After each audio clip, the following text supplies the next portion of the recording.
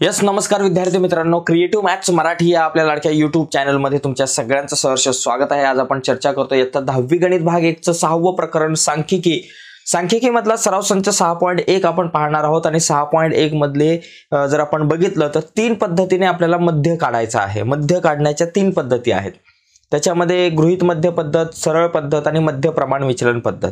तर आजच्या व्हिडिओमध्ये आपण सराव संच 6.1 मधल्या मध्य पद्धतीने कशा प्रकारे आपण मध्य काढू शकतो, सरळ पद्धतीने मध्य आपण कसा काढू शकतो ते आपण बघणार आहोत। ओके, तर जाऊयात पुढे जाण्याच्या अगोदर एक रिक्वेस्ट आहे, नवीन असाल आपल्या YouTube चॅनलवर आणि अजूनपर्यंत तुम्ही आपला चॅनल सबस्क्राइब नसेल केला तर आत्ताच आपला चॅनल सबस्क्राइब करा आणि त्या बाजूला असलेलं बेलचं बटन दाबा, जेणेकरून आम्ही अपलोड केलेल्या प्रत्येक नवीन व्हिडिओची नोटिफिकेशन सगळ्यात अगोदर तुमच्यापर्यंत पोहोचेल।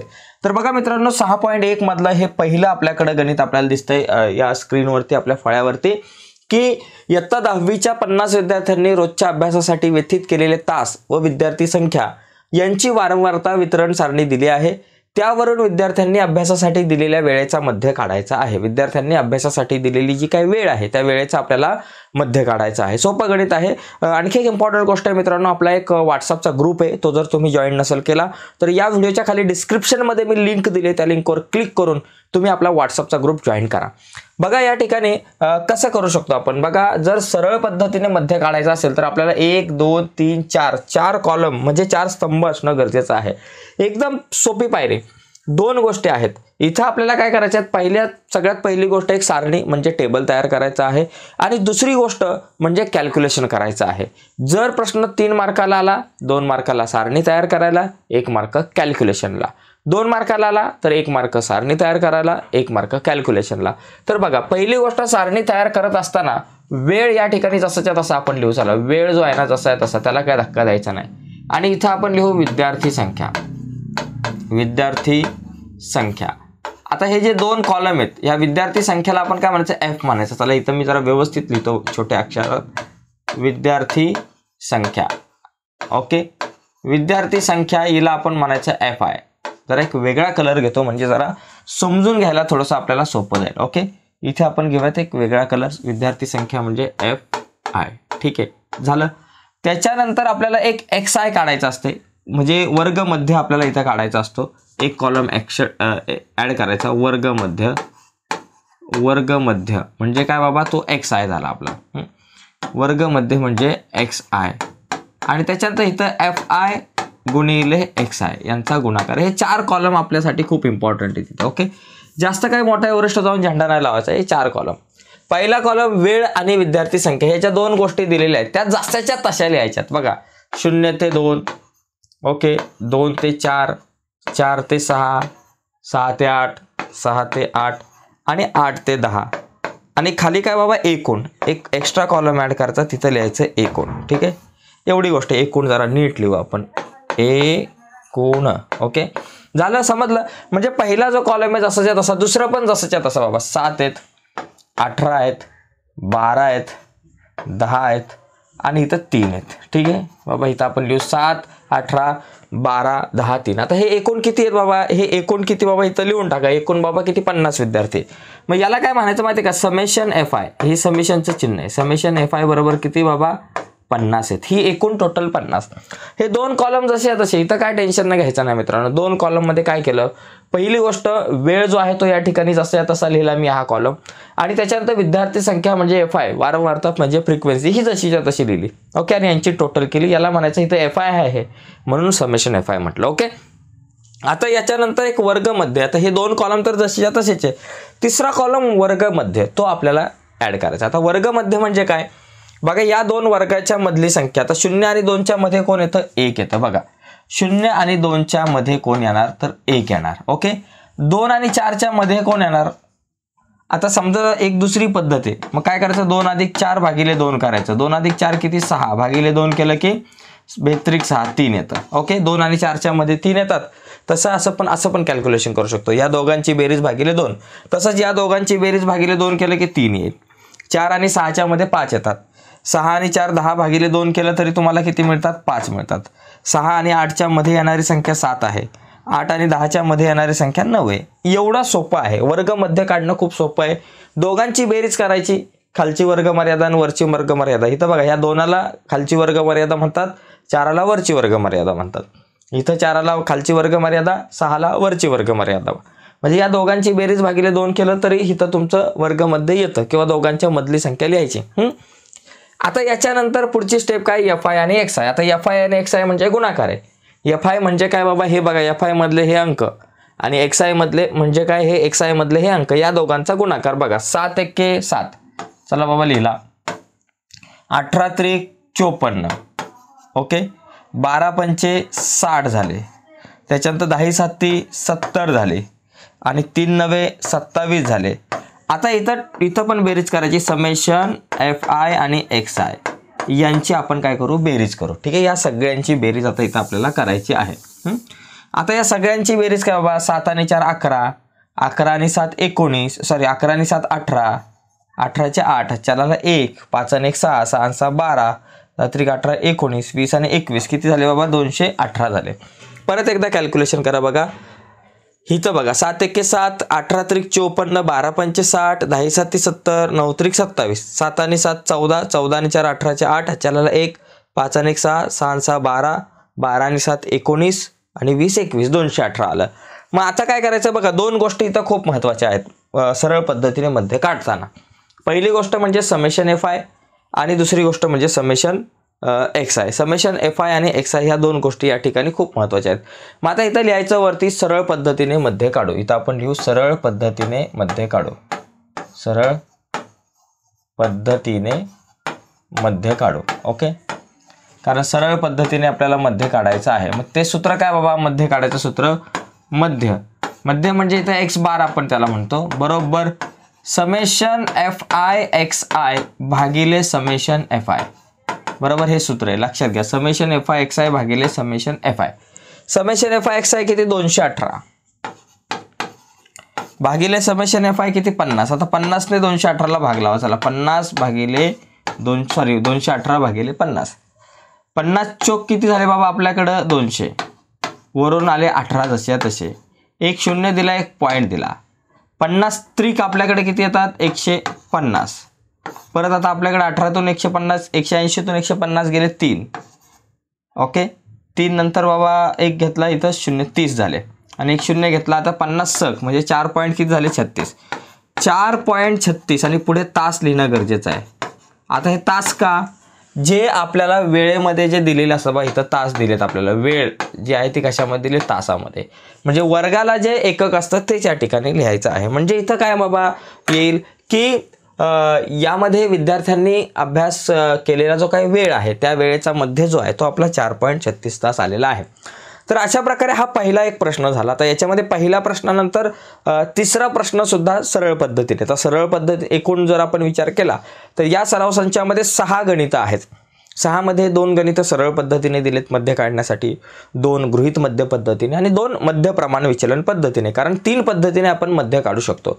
आता यानंतर दुसरं गणित जे आपण घेऊ ते याच पद्धतीचं घेऊ. हे तिसरं गणित आता आपण बघणार आहोत, जे तिसरं गणित सुद्धा आपल्याला सरळ पद्धतीनेच काढायचं आहे. तत्पूर्वी तुम्ही याचा जर स्क्रीनशॉट तुम्हाला हवा असेल तर तो तुम्ही घेऊ शकताय. ठीक आहे, तुम्ही आता याचा स्क्रीनशॉट घेतला असेल. आता आपण काय करू, दुसऱ्या पुढच्या गणिताकडे जाऊयात. यानंतर पुढचं जे एक्झाम्पल आहे ते आहे 3 नंबरचं गणित. जे गणित सुद्धा आपल्याला सरळ पद्धतीनेच दिलेलं आहे. एकदम सोपा विषय आहे. सरळ पद्धतीनेच आपल्याला काय करायचं आहे, इथं मध्य काढायचं. बघा, एका दिवशी दूध विक्री केंद्रकावरून 50 ग्राहकांना वितरित केलेल्या दुधाची वारंवारता वितरण सारणी दिली आहे. त्यावरून वितरित केलेल्या दुधाचा सरळ पद्धतीने मध्य काढा. इथं पण सरळ पद्धतीने. मग सेम आपल्याला हेच करायचं आहे. पहिली गोष्ट दूध वितरण आपण सरा इथं मी तर लिहितो, इथं फक्त लिहितो दूध वितरण लिटरमध्ये लिहितो. फक्त दूध लिहिलं, तुम्ही पूर्ण लिहा दूध वितरण, जागा कमी म्हणून मी असं केलं. ग्राहक संख्या म्हणजे काय बाबा असतं, F I, okay, F I. त्याच्यानंतर आपल्याला काय करायचं असतं, एक एक्स आय काढायचं असतं आणि त्याच्यानंतर मग आपल्याकडे असतं एफ आय आणि एक्स आय, म्हणजे एफ आय गुणिले एक्स आय. आता बघा हे जे दिलंय तसंच्या तसं लिहा. 1 ते 2, 2 ते 3, 3 ते 4, 4 ते 5 लिटर, त्याच्यानंतर 5 ते 6 आणि नंतर इथं आपण करणार एकूण, ओके झालं. आता याच्यानंतर बघा ग्राहक संख्या, इथं दिले 17, इथं दिले 13, इथं दिले 10, इथं दिले 7 आणि इथं दिलेले आहे 3, ओके. आता इथं लिहा समेशन FI लगेच करून टाका, जे आहे 50, कारण 50 ग्राहक दिलेले आहे, तर दिलेत ऑलरेडी. XI म्हणजे काय, वर्गमध्य. इथं काय लिहायचं बाबा, XI म्हणजे काय, वर्गमध्य. वर्गमध्य म्हणजे आपला XI. ओके, तो म्हणजे काय बाबा, या दोघांच्या मध्ये 1 आणि 2च्या मध्ये येणार 1.5, 1.5. बघा दोघांची बेरीज 3/2 केलं की 1.5 मिळेल. ओके, 2 आणि 3च्या मध्ये येतात 2.5, 3 आणि 4च्या मध्ये येतात 3.5, 4 आणि 5च्या मध्ये येतात 4.5, 5 आणि 6च्या मध्ये येणार 5.5. ठीक आहे. आता इथे FI XI गुणाकार 17 गुणिले 1.5. बरं का, 17 गुणिले 15 करा. आता बघा 15 7 105 5 अचाला 10, 15 1 15 आणि 10 झाले आपल्याकडे 25, म्हणजे इथं 25.5. इथं किती येईल बाबा, 25.5. 13 गुणिले 2.5 म्हणजे 25 गुणिले 13 करा. 13 पंचे 65, अचाला 6, 13 दुने 26, 27 28 29 30 31 32. इथं आले 32.5. एक घर सोडून पॉईंट आहे म्हणून इथं लिहायचं 32.5. त्याच्यानंतर परत 10 गुणिले 35 3.5 किती झाले 35, म्हणजे 35.0. 7 गुणिले 4.5 4.5 गुणिले 7, 7 5 35चे 5 अचाला 3, इथं दिला पॉईंट. 7 चौक 28 29 30 31 31.5, मग इथं लिहा 31.5. आणि 5.5 गुणिले 3, 5.5 गुणिले 3. बघा 3 5 15 अचाला 1, 3 5 15 आणि 1 16, म्हणजे 16.5. इथं लिहा 16.5. आता इथं लिहायचं समेशन FI XI. आता या सगळ्यांची बेरीज बघा किती येते. आता या सगळ्यांची बेरीज व्यवस्थित आपण करू. बघा 5 1 5 5 2 10 5 3 15 5 1 20, म्हणजे इथं 0 आले, पॉईंट आले. ओके, वरती आजच्याला 2 आले. 5 आणि 2 6 8 9 9 आणि 5 14 15 15 आणि 21 चे 1 हातच्याला आले 2. 3 4 5 6 7 8 9 10 11 12 13 आणि 14, म्हणजे एकूण किती आलं 141.0, म्हणजे किती आले 141. समेशन FI XI 141 आणि समेशन FI 50. मग मध्य कसा काढायचा, इथं लिहायचं सरळ पद्धतीने मध्य काढू वगैरे लिहायचं. आणि मध्य काढायचं जे सूत्र आहे आपलं, समेशन FI XI भागिले समेशन FI, हे सूत्र आहे. समेशन FI XI किती 141 आणि समेशन FI किती 150. मग इथं लिहायचं 141 भागिले 50 लिहायचं. मग 50 ने भाग लावायचा कोणाला, 141ला. तर 50 दुने बाबा किती आले 100, वरून आले 41, पॉईंट दिला 0 1 दिला. 5 8 40, म्हणून 50 8 आपल्याकडे किती येतील 400 येतील. मग 1 घेतला 0 1 0 घेतला. 50 दुने किती आले 100, म्हणजे किती आलं बाबा 2.82 लिटर या ठिकाणी आपलं उत्तर येईल. ओके, 2.82 लिटर म्हणजे वितरित केलेल्या दुधाचा जो काही मध्य आहे तो 2.82 लिटर येईल. आता हाच मध्य जर तुम्ही मध्य प्रमाण विचलन पद्धतीने काढला, गृहीत मध्य पद्धतीने काढला, तरी उत्तर तुमचं सेमच येणार आहे. कुठल्याही पद्धतीने मध्य काढा, उत्तर तेच येतं. परंतु जर परीक्षेला प्रश्न आला की बाबा सरळ पद्धतीनेच मध्य काढा, तर सरळ पद्धतीनेच काढायचा. गृहीत मध्य पद्धतीने काढा विचारलं तर गृहीत मध्य पद्धतीनेच काढायचा. तर आजच्या या व्हिडिओमध्ये आपण ही दोनच गणितं बघितली. उद्याच्या व्हिडिओमध्ये आपण दुसरी पद्धत बघू. कशी, आज एकच का बघितली पद्धत, कारण तुमचा गोंधळ नको व्हायला. तर आज आपण सरळ पद्धतीने मध्य कसा काढायचा ते बघितला. तर ही व्हिडिओ रिपीट बघा. यातली गणितं जी आहेत ते रिपीट सोडवण्याचा प्रयत्न करा. पुढच्या व्हिडिओमध्ये आपण गृहीत मध्य पद्धतीने मध्य कसा काढायचा ते बघू, ज्याच्यामध्ये आपण प्रश्न क्रमांक 2 आणि 4 बघणार आहोत. आणि मग परवाच्या व्हिडिओमध्ये आपण काय करणार आहोत की प्रश्न क्रमांक 5 आणि 6 बघू, ज्याच्यामध्ये मध्य प्रमाण विचलन पद्धतीने मध्य काढायचा आहे. आणि त्याच्यानंतर मग बहुलक आणि इतर सगळ्या गोष्टींचा आपण अभ्यास करूयात या सांख्यिकी प्रकरणामधल्या. ओके, तर तुर्तास इथेच थांबूयात. थांबण्याच्या अगोदर एक रिक्वेस्ट आहे, बरेच विद्यार्थी नवीन दिसत आहेत, तर मित्रांनो नवीन असाल तर प्लीज आत्ताच आपला चॅनल सबस्क्राईब करा आणि त्या बाजूला असलेलं बेलचं बटन सुद्धा दाबा, जेणेकरून आम्ही अपलोड केलेल्या प्रत्येक नवीन व्हिडिओची नोटिफिकेशन तुमच्यापर्यंत पोहोचेल. आणि आपला एक व्हॉट्सअपचा ग्रुप आहे, ज्याची लिंक या व्हिडिओच्या खाली मी डिस्क्रिप्शनमध्ये दिले. त्या लिंकवर क्लिक करून व्हॉट्सअपचा ग्रुप जॉईन करा, जेणेकरून त्या ग्रुपवरती मी वेगवेगळ्या प्रकारच्या व्हिडिओच्या लिंक्स, त्याचबरोबर महत्त्वाच्या नोट्सच्या लिंक्स आणि बरंचसं एज्युकेशनल मटेरियल तुमच्यासोबत शेअर करत असतो. ओके मित्रांनो, बाय सर्वांना, धन्यवाद. तर नमस्कार मित्रांनो, आपल्या वेबसाईटवरती जाऊन तुम्ही कशा प्रकारे नोट्स बघू शकताय, त्याचबरोबर जुन्या प्रश्नपत्रिका बघू शकताय, त्याचबरोबर ऑनलाईन टेस्टसुद्धा देऊ शकताय. एक इम्पॉर्टंट वेबसाईट आहे खास आपल्यासाठी बनवलेली आहे. इयत्ता 10वीला असाल तर काय करायचं, गुगलवर जायचं आणि गुगलवर जाऊन क्रिएटिव्ह मॅथ्स मराठी असं टाकायचं, क्रिएटिव्ह मॅथ मराठी असं टाकायचं आहे. आणि त्यानंतर तिथे आपल्याला काय करायचं, एंटर करायचं. एंटर केल्यानंतर बघा इथे तुम्ही लक्ष द्या, इथं जे क्रिएटिव्ह मॅथ्स मराठी वर लिहिलं खालच्या लिंकवर नका क्लिक करू, आपण वर क्लिक करूया. ओके, इथं क्लिक करायचं आणि इथे क्लिक केल्यानंतर काय होईल माहिती आहे का, बघा इथे क्लिक केल्यानंतर आपण आपल्या वेबसाईटवरती याल. आता इथं आल्यानंतर बघा इथं तुम्हाला काय काय मिळेल. पहिली गोष्ट, जुन्या प्रश्नपत्रिका पाहिजे असेल तर इथं क्लिक करा, इथं दिसते बघा. IMP नोट्स हवं असेल तर इथं क्लिक करा. ऑनलाईन प्रश्नपत्रिका जर तुम्हाला द्यायच्या असतील, ऑनलाईन टेस्ट द्यायचं असेल तर इथं क्लिक करा. इथं क्लिक केल्यावर सध्या तुम्हाला गणिताच्याच दिसतील प्रश्नपत्रिका, परंतु हळूहळू इतर विषयांच्या सुद्धा अपडेट होतील. ठीक आहे, तर या 3 गोष्टी तुमच्यासाठी आहेत. आणि जर खाली आलात तर खाली आल्यानंतर इथे बघा बाकी इतर गणिताच्या सर्व विषयांच्या गणिताच्या सर्व प्रकरणांच्या, गणित भाग 1 आणि गणित भाग 2च्या प्रश्नपत्रिका सर्व प्रकरणांच्या सर्व सराव संचांच्या व्हिडिओ तुम्हाला इथे मिळेल.